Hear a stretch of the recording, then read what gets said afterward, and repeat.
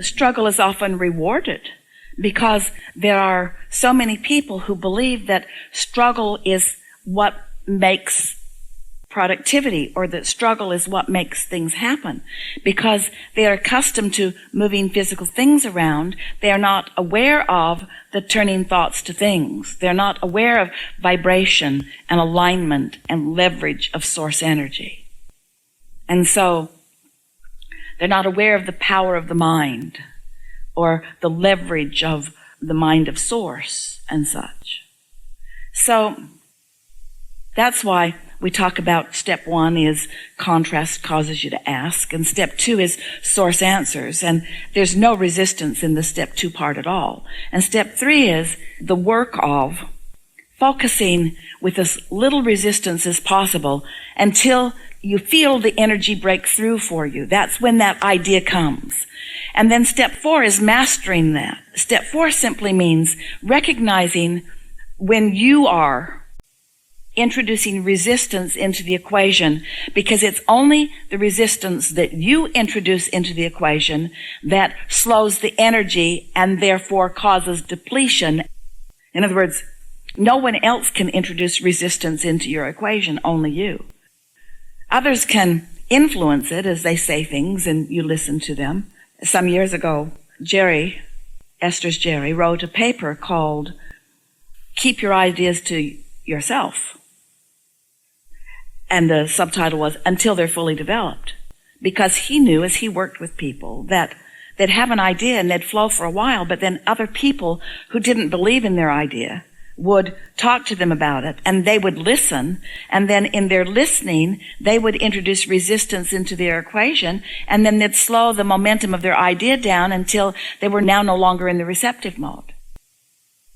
And so the idea of it is to get hooked up with source energy, and then you don't get depleted. We'll tell you some things that are using the power of source, and you tell us if this meets your criteria of hard work.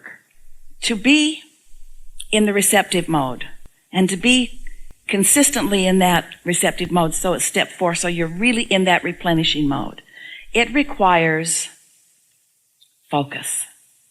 It requires being willing to look at positive aspects even when negative aspects are showing themselves to you. Think that's hard work? And so what makes the difference between that being hard work and that being not such hard work? Doing it until you get the hang of it. In other words, doing it until it becomes easier.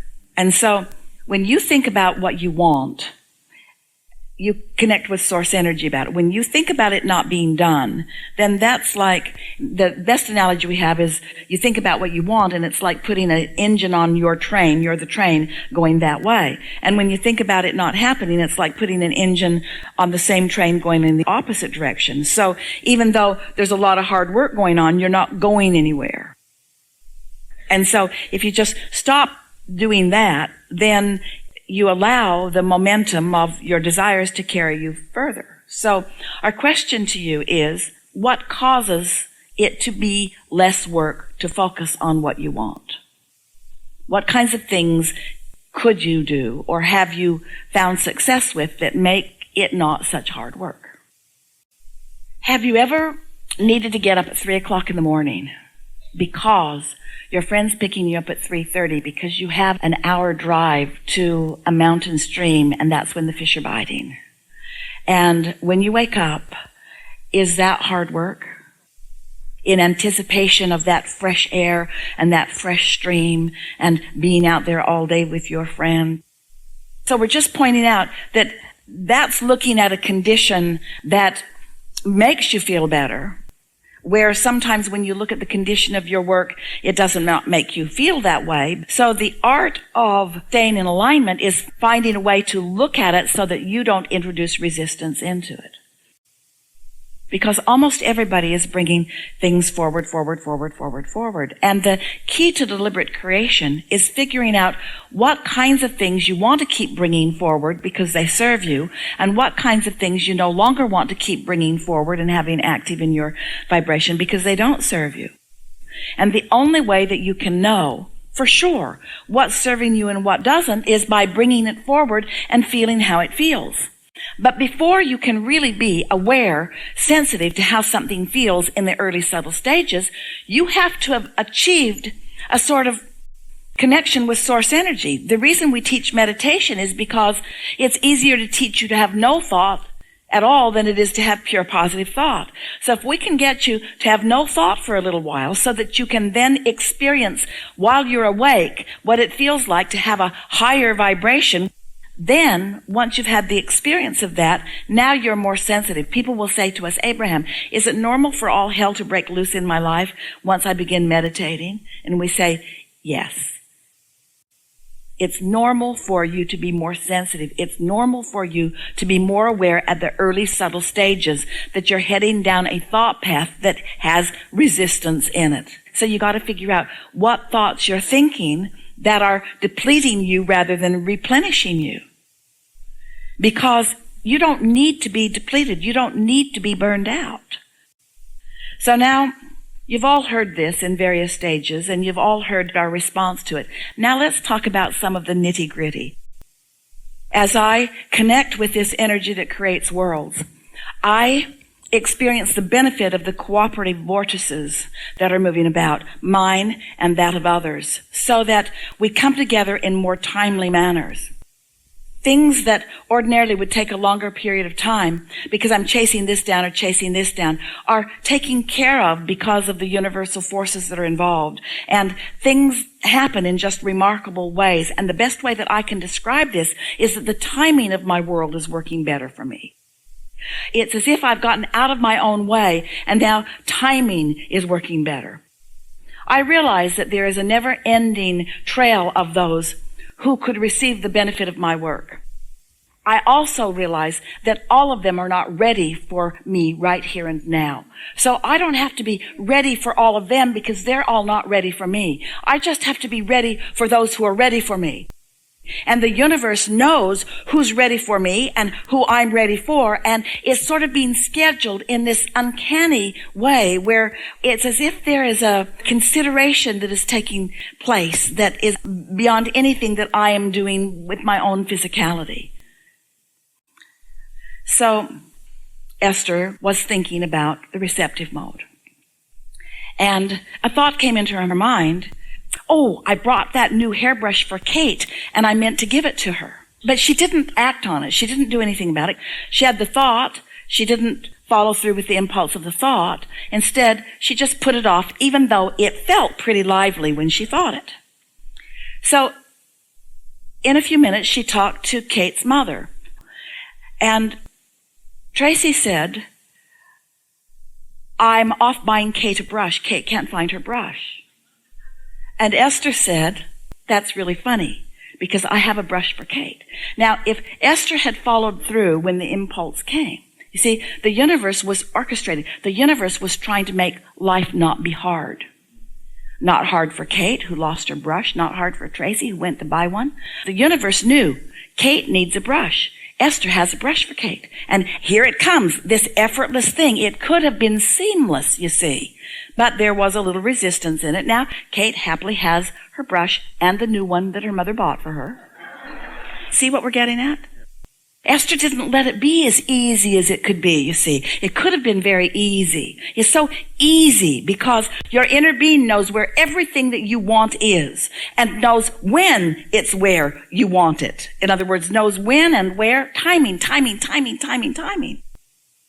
And so when you get off on your timing, then life gets harder for you. Then you miss opportunities, you miss conversations, you miss the dovetailing of thought. And so that's why this getting in the receptive mode is really at the basis of everything that you're asking about. Because when you're in the receptive mode, then you have good timing. You know the difference between you're going to work and you're going through the streets and there are lots of stoplights, and you know the difference between those days when you miss the traffic and you just go, because your timing is on, you see. And everything in your world can be like that. It's just a matter of having the experience. Esther is laughing because she said she began counting the things that the universe was orchestrating for her, that she was not allowing to unfold in the most timely of manner, We would like her to know it was partly in preparation for this conversation that we're all having with you. But just the same, you have a concierge in the sky. Not literally in the sky, but you might as well think of us there as anywhere. Who know where all the pieces to all of the things that are important to you are. And when you give up this flawed premise that there are blessings in heaven from hard work and struggle, and instead you accept that the blessings are offered to you on an ongoing basis, but you must be absent of struggle in order to tap into that, then you're off and running. We would not try to make it happen. We would look for an opportunity to quiet your mind. And you can do it as often as you want, but we would certainly do it at least 15 or 20 minutes at the beginning of every day. We really would. We would not miss the opportunity for the timing. Because, you see, oh, this is so good. So as you're tapping in and receiving the inspiration for this, and then the universe is queuing it up, if you're not vibrationally up to speed with what the universe has queued up for you, then you get overwhelmed by it. Overwhelmment is the emotion that you feel when you're asking for more than you're letting in. These are the words that we want you to hear right now. Very strong, very accurate, truest thing that we've ever said. This time-space reality has the wherewithal to deliver to you in fullness anything that you desire. Anything, no exceptions.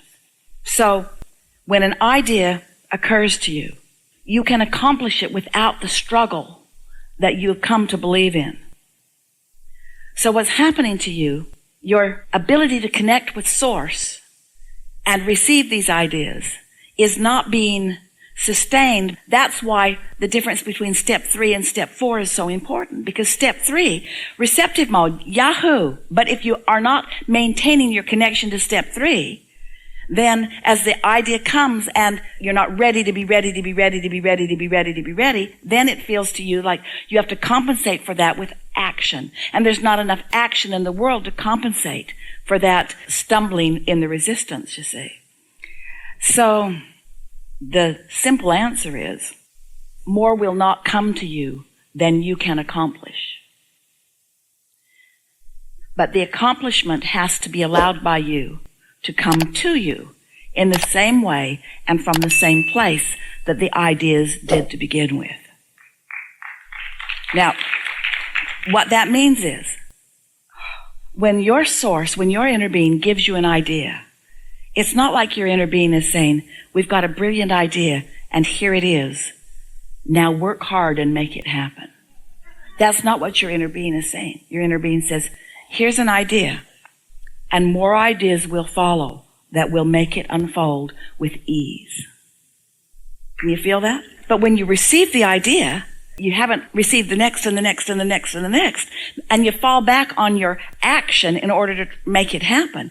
Esther knows the feeling of that, because the ideas keep coming, and Esther will say to us and to others, I get really rested and then I make a schedule for the year, and then we have to fly it.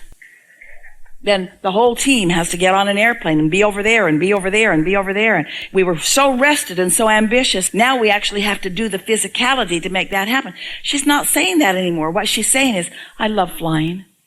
It's so easy to get from place to place. She's saying, all of us moving about, some coming from Canada, some coming from Arizona, some coming from Utah. They're coming from so many places. And she says, we don't miss flights, we don't lose bags, we don't miss shows. It just keeps unfolding. And the more Esther says that, then the easier it is. The easier it is for her. She can't even remember the last time she had a hiccup in her flight. You see what we're getting at? Or she could say, oh yeah, I made the schedule really hard this year. We're going to 40 cities and this many this and this many this and this many this, and just introduce resistance to the equation. And then the same schedule that could have been delightful and easy is now hard just because of the attitude that's been focused upon it. You see the difference?